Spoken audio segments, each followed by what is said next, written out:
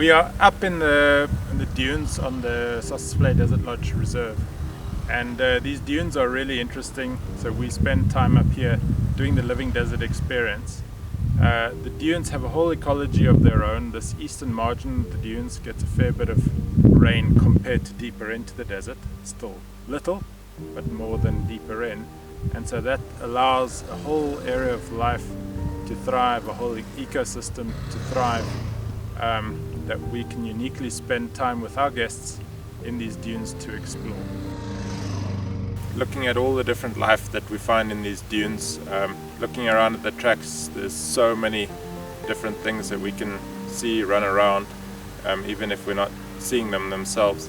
One of the characteristic things are these spiders. They're called white lady spiders, and they're active hunters. They don't make a web, and so they run around on the dunes and hunt things, often other spiders, and so we see their tracks all over the place.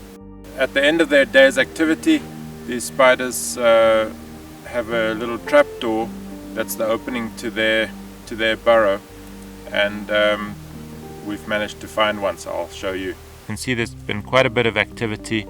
We actually think that she's dragged some food, some dinner into her burrow, and so I'll show you now where this trapdoor is.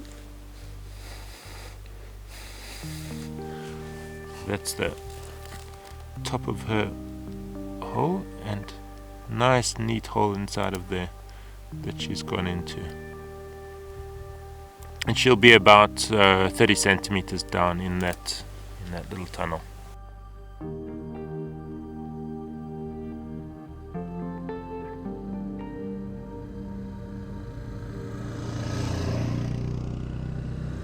Amongst birders, one of the most important things is to find birds that are unique to areas, and we happen to have a bird that is just unique to this dune field. It occurs nowhere else in the world, and it's called the dune lark, and so it's one of the things we do on our living desert experiences to try to find these birds. But aside from finding the birds, we also managed to find areas where they've been active and look at some of what they've been doing through the day. The dune lark uses its beak for most of its foraging, and it's feeding on two main things. The first is grass seeds, and they're just finding where grass seeds from these grasses around us are blown into the sand. And then the other thing that they feed on are both ants and termites, and they find them by just finding the little spots where these creatures come up to the surface with their tunnels, where they're allowing air and so on to get into their burrows. The dune lark feeds on these little ants, and I'll just show you the top of the tube, which is what they're breaking.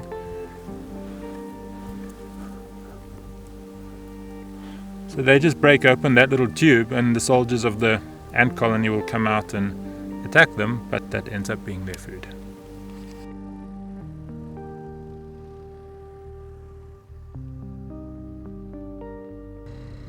Once we're up here doing the living desert experience, there's quite a few really unique creatures that we look for. Perhaps the star of the show is the Grant's golden mole. It's not really a mole, it's a little tiny blind creature. It doesn't live in burrows, it just swims through the sand, and they have a whole unique ecology to how they exist in these dunes, breathe through the dunes when they're underneath the sand. In the Namib, one of the special things that we have is this huge diversity of reptiles, and amongst those a lot of them are lizards, and up here in the dunes we've got a whole bunch of lizards that are just specialized on different habitat types within the dunes. So the one whose tracks we're looking at is the wedge-snouted lizard. The wedge-snouted lizard is well known as the fastest lizard up here in the dunes. They're living on the interdunes, the areas that have a bit more grass, and they're darting fast between grass clump to grass clump, looking for small arthropods to feed on.